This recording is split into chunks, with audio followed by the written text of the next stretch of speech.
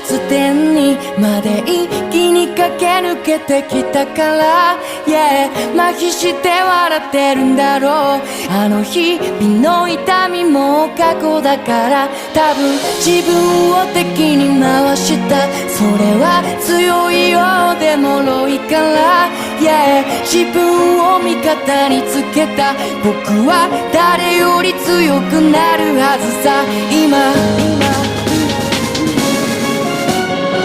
最高到達点に